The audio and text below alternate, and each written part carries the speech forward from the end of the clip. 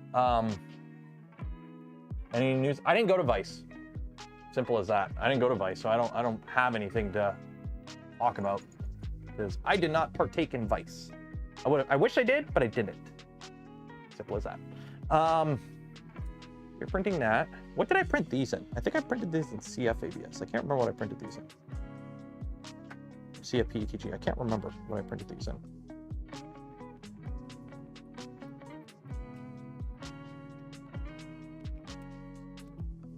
There we go.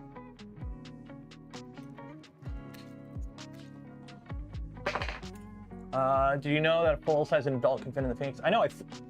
I filmed a video in it. I filmed a video in the Phoenix, or V24. I can show this off.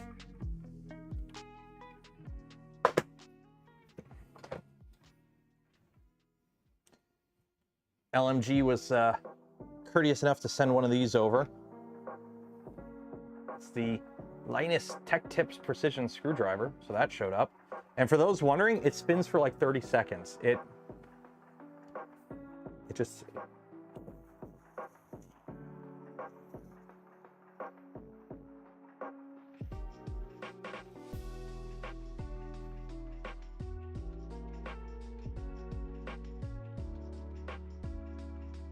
It just keeps spinning. It just keeps spinning.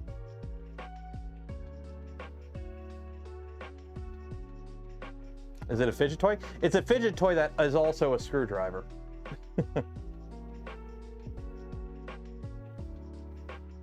It just keeps going. It won't stop. Wait. Wait.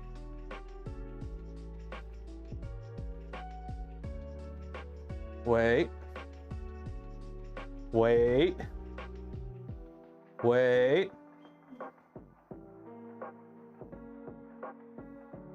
Wait.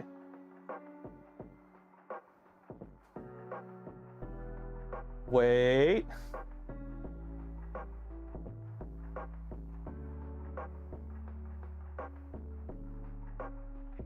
There you go. It just keeps going and going and going and going. and you can put like 3 bits in it. So it's just a little precision screwdriver. The kit's really nice. If you're gonna buy this, get it with the kit. Because the kit honestly makes this the best part, because this by itself is just a precision screwdriver. It's nice to have, but yeah. But the kit itself is cool because the lid comes off, and then the lid itself is magnetic. So when you're taking something apart, and I can't find it. Oh, here we go. And you got screws. You put them in the trays, and the trays are magnetic. So you have little individual areas for your screws, and the whole thing's magnetic. And then when you're done, you just close back up. Is it like, I never use the iFixit one. I've never bought an iFixit kit, so I can't really compare it to the, I know there's already been people like, oh, they just copied the iFixit. I'm like, my brother in Christ, it's a small screwdriver. There's only so many ways you can make a small screwdriver. Either you don't make one or you do make one. And just because one company already makes a precision screwdriver set doesn't mean other companies can't make precision screwdriver sets. If it's a good thing, it'll sell. If it's not a good thing, it won't sell. Simple as that.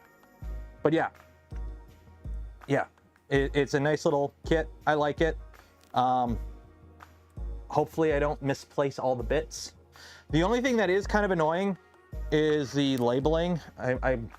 Because they're like, it's labeled below it, but the problem is, like, if you have it like this, you have to like look down to see what is labeled, because it's like, okay, that one is 0. Okay, like it's kind of, the only thing I'm kind of is a bit of a pain is reading the labeling. That's the only thing that's kind of eh. Also, it's kind of like, what shape is that? Oh, that's a hex. Okay. You're gonna use 1.5 and 2 millibits almost exclusively, and they're cheap, they won't last. It is what it is. It's nice to have all the bits, especially because like I've taken apart a few electronics over the years, like especially like Nintendo stuff. It's nice to have a kit that has all the bits when like, oh shoot, I need a triangle bit. Like I got to take apart my N64. Oh, it's nice to have the kit. Simple as that. Working on a laptop or something, it's nice to have the kit.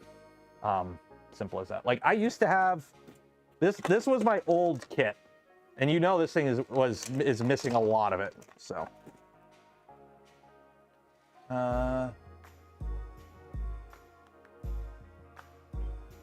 yeah, it's nice that the foam's orange because it stands out. Although I will say, this camera blows it out. The orange is not a good orange. It's a very faded orange. It's not LMG orange. Same with the orange on here. Like I know it's anodized aluminum, and you can't get the same color, but it's a different shade. It's not LMG orange. Neither of these oranges are LMG orange. Like they're not. You can see they're different oranges. So I guess getting Sarah that $9,000 Pantone set. That's like the only thing I can nitpick on this thing. If you're asking for a review, it's not the right orange. But then again, I'm sure there's like there's reasons the colors aren't the right ones. Yeah, foam, like anodizing a metal and is not, ask any company that does anodizing, every batch is slightly different. That's why it's like, what is it, DLLPH, the company that does the cool funky aluminum extrusions. If you buy extrusions from them that are one color, and then you buy extrusions from them that are the same color like a year later, they'll probably not be the same, because the batches, there will be slight differences batch to batch. It's like when you buy tiles to do a floor, you have to buy all the tiles at once. You can't just buy some tiles and then go back and buy more tiles, because you will get variances in different batches.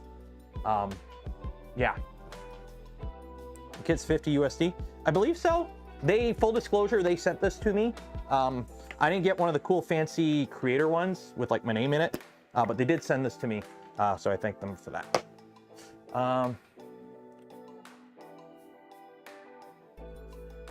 Yeah, even with, yeah, I've had one of my, is it that one? One of my Voron kits is an LDO kit, and the extrusions are 2 different shades of gray, because it was just like, it's how it works. They don't always come out perfect. So same with wood flooring. Yep.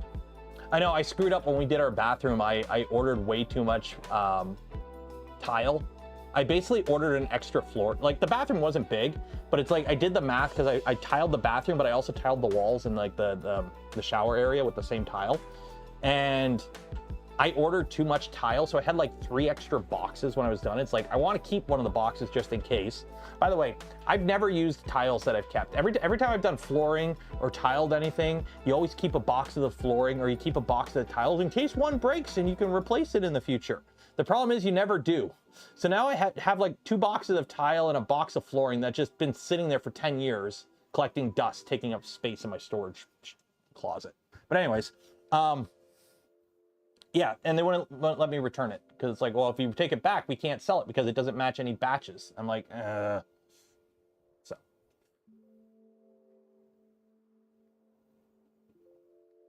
This works at your live right now, taking a break from my bathroom reno. Bathroom renos are, so our house is like 20 years old. Where is it? It would be on the S6, I believe. Not the Pixel 6. Phone backup, DCIM, camera. I believe it's in here. Oh, it's...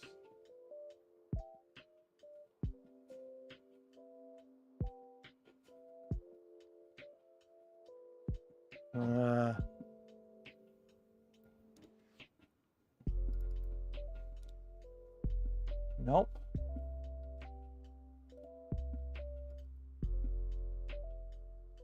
Where is it? Haha, here we go. I found it. I think I found it. Yeah, there's the deck. Yeah. Yeah, here's the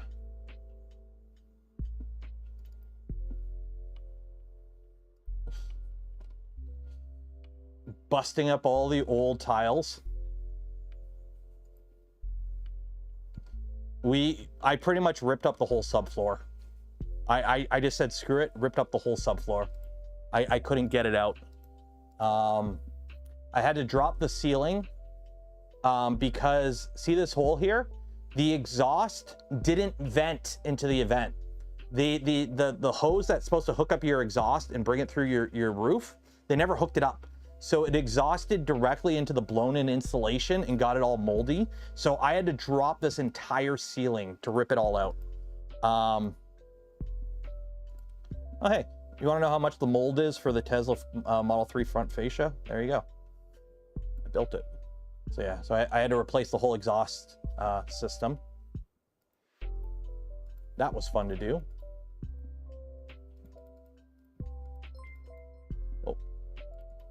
Oh, here we go. Here's one for you.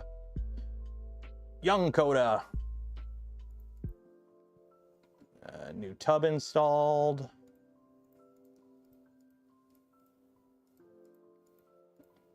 Yeah. Put up a whole new ceiling, so that's all the mildew-resistant drywall. Me covered in drywall compound. All new subfloor, all the screws, put 1 million screws.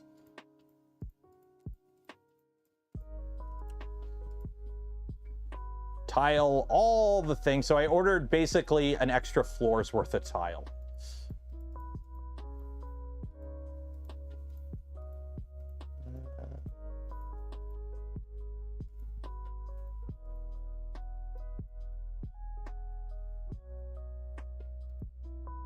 Trying to find where it is. Yeah, I don't have any like pictures of it finished, but like there it is, finished.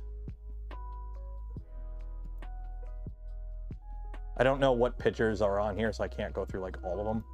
I think that's about it. There you go. One more doggo, because he doesn't come on stream too much anymore. He's getting old. So yeah, that was fun. Michael, thank you for becoming a member. Is it acrylic tub? Fiberglass? I think it's fiberglass. It's fiberglass. We kind of screwed up. We ordered a tub, not a shower tub. That's something I didn't realize was a thing. That there's 2 different types of tubs. I didn't know that. There's tubs that are tubs, and then there's tubs that are also meant to be showers. We ordered a tub. So what that means is our tub doesn't have the texture on it that it's supposed to have for like a shower tub, but we've never had an issue. I installed it before Calvin was born, so like 8 years ago we did the bathroom, and nobody's ever slipped in taking a shower in it. So that was one thing I didn't realize was a thing. Then my wife wanted one that was like kind of bigger so she could actually like have a bath in it. So we got a tub, and it's like, no, it was supposed to be a shower tub, and it's like, well, it's already installed, so YOLO. Yeah, I didn't know there were. Yeah, my neighbors. So I'm lucky. I know most home stuff. I was gonna do something with construction at one point in my life, and I went to college for it for a couple years. So I know how to do most stuff around the house. But my neighbor is like a retired contractor, like a general contractor. So anytime I have questions about anything, it's like, hey, how do I do this? And he knows how to do it. Or, hey, did I do this right? And he's like, yeah, you did it right. So like I showed him off the bathroom. He's like, that's the wrong kind of tub. And I'm like, what do you mean? He's like, that's a tub. I'm like, I know it's a tub. He's like, yeah, but you have a shower in there. I'm like, yeah. It's like, you're supposed to get a shower tub. And I'm like, what? He's like, yeah, he explained like the whole dimension thing and how like it's not as deep because you're supposed to step in and out. So ours is taller than it's supposed to be because for like getting in and out of it, you're supposed to have like, it's not supposed to be as deep if it's a shower tub. But I'm like, yeah, but we wanted the deeper tub so my wife can have shower or baths in it. It's like, yeah, but that's a tub, not a shower tub. And I'm like, well, too late now. He's like, yeah, you'll be fine. Like worst case, you just got to get like an anti-slip mat. And it's like, well, we've never needed the mat. So yeah. Lower level. If our bathroom was bigger, the original plan was to do a separate shower. There would be a bathtub and then a shower. But our bathroom isn't big enough for that. So we had to do a single, like the previous unit was like an all-in-one contractor special. It was yucky. We ripped that out. Problem with builder grade. So much of our house, well, our house was builder grade, right? So redo everything. Bit of advice, retub. If the tub has any kind of plastic, you should try using Mr. Clean's scrub pads. They clean the acrylic tub beautifully. It gets all the dirt. Yeah, Mr. Clean, those Mr. Clean pads are awesome. Air jet. Yeah, we don't have any of that. It's like, even like our fridge has an ice maker in it. Our fridge freezer, like in the kitchen, has an ice maker in it. I never hooked up the ice maker. You know why? Because that's another failure point. I'm sorry, modern appliances fail too much. I don't hook up any of that extra shit because that's just, you know, asking for the pump to fail or a water leak down the line or like the water pipe to crack and freeze. No, I don't do any of that extra stuff. If I want ice, I have the little tray I fill with water and I put it in the freezer. I'm sorry, my mom has had everything fail on her over the years for all her fancy appliances, and it's like, nope.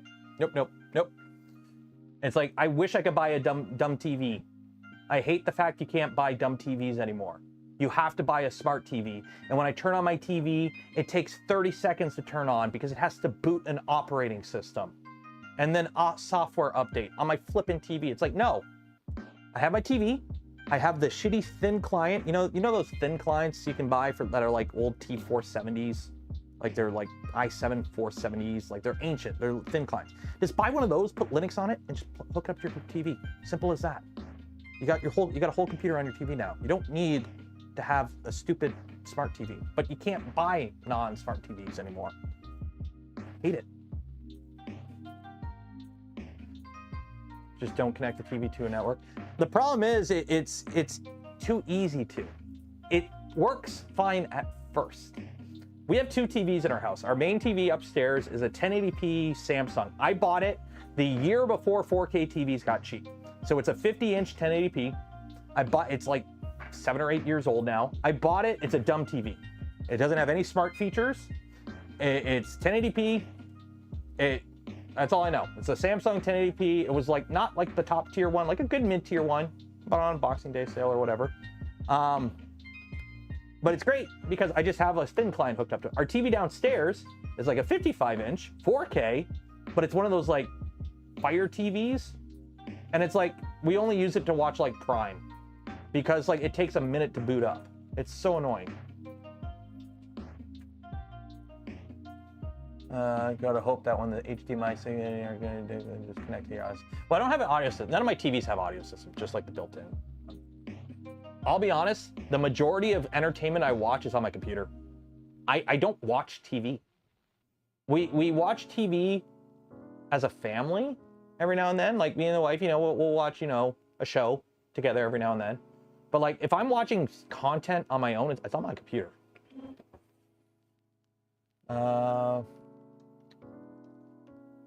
Only veggies. By the way, me and the wifey, we watched the final episode of Grand Tour like 2 or 3 weeks ago. As somebody who, like, I won't say I grew up watching Top Gear, but like watching Top Gear was a good chunk of my life. Ugh. Oof. That episode hit hard. That episode hit hard. I almost cried. I am not afraid to admit I did. I did a wee tear. You ever tried 3D TV? No, I didn't. 3D TVs, no. I've tried 3D TVs, but I've never bought a 3D TV. Yeah, the ending was brutal. It was very good. They did it very good. Okay, so that's printing. I gotta find where I have the stuff for the TD1. Actually, I think it's inside. Let me go grab the TD1 stuff. Make sure I have it all. Oh, hey Calvin, what are you doing, buddy? I think it's in here.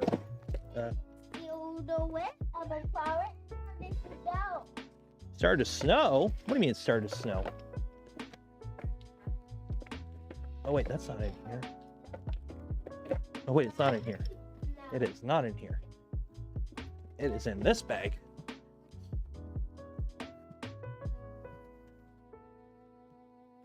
I think it's in this bag. Is it in this bag? TD1. I know you're in here. Aha. There we go. There we go. Found it. Get off that, buddy. There we go. There we go. I'll be honest. I originally wanted to build the TD1 today, but I forgot to print the parts before stream. I woke up, I came out to the garage, and I'm like, okay, I got to print the parts for the TD1, and I got to get the next plate of parts going for the Rook. I got the next plate of the parts for the Rook going, and I completely forgot to print the TD1 stuff. Yes, Calvin? Hey, come here. Look at this. What's this? Yeah, that's a 3D printer. What's this guy?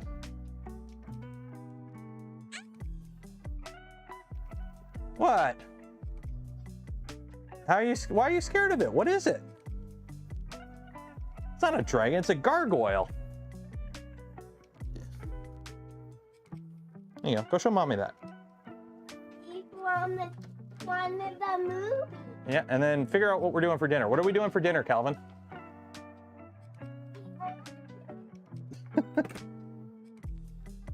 There we go. So yeah, so I got the parts for the TD1 here. So I was hoping we would do it today, but I forgot to print the parts for it. Gargoyles is an awesome cartoon. It is.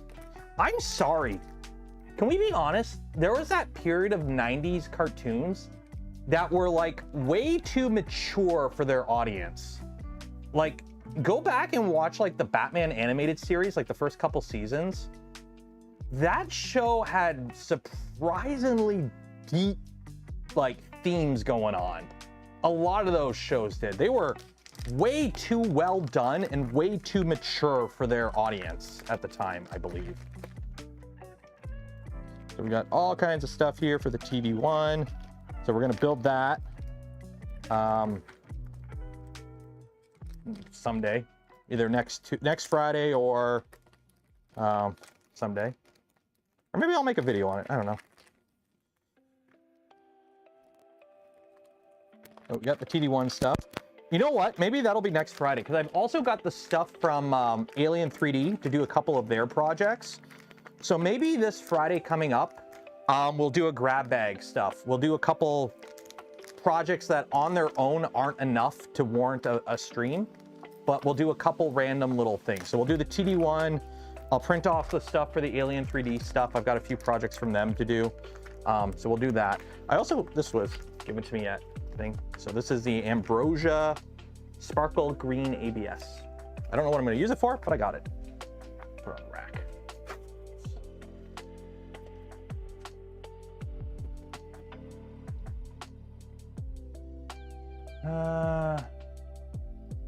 Ren and Stimpy was, that was a show. Clarkson Farms Entertainment. What do you think of the E3D rotovitamins on Stealth Burner? I like it. The idea of the vitamins, I like it. I liked the Dragon Burner one, because that thing is super compact and it's super simple. Like I'm kind of regressing in terms of 3D printing design, going back to just keep it simple. Like I'll be honest, my ADHD brain is all like jumping from project to project right now. I've got like 4 different projects on the go and I haven't finished any of them. Yes, I know. But I've kind of started sketching up a printer design lately, because I'm starting to get fed up with how complex things are getting, and they don't need to be. So you can make, I mean, look at this. There ain't nothing here. And it does everything it needs to do. It's just super compact. So yeah.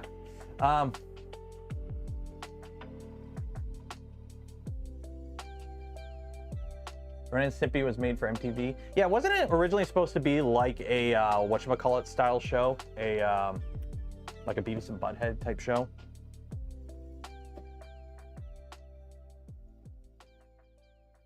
I will say the slicer settings for this is leaving a little bit of wall gaps that I'm not a huge fan of. Their audience was young adults. Yep. Build a scalable Rook. The thing is, I'm not a super huge fan of the... Okay, how do I word this in a way that makes sense? It's not that I'm not a fan of the way the Rook is constructed. I'm thinking more of a kit printer. I'm thinking more of a printer. You buy the kit, you build the printer. And the Rook, while cool, you already kind of need to have a printer. I'm thinking more of a Fisher-Price My First 3D printer kit, but simple. But an actual competent machine that you get out of it. That's kind of like the idea, is literally simplify it as much as possible, but still get a decent machine. That's kind of what I've been toying with. So we'll see. We'll see how that comes out. Yeah, they're still tight, so.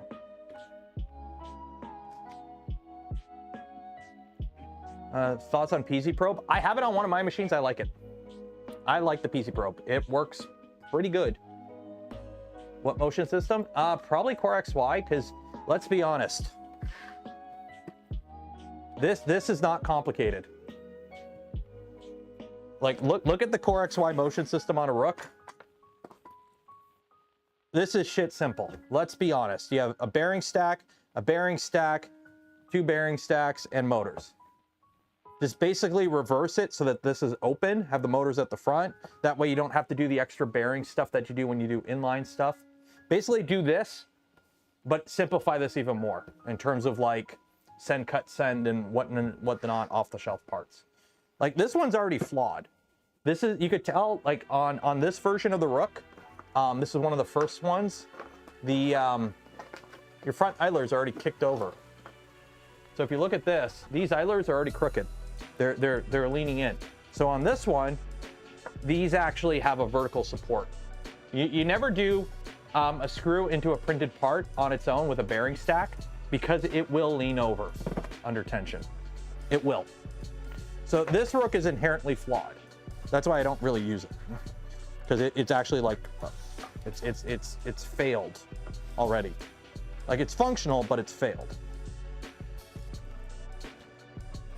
Any experience with Revo Voron?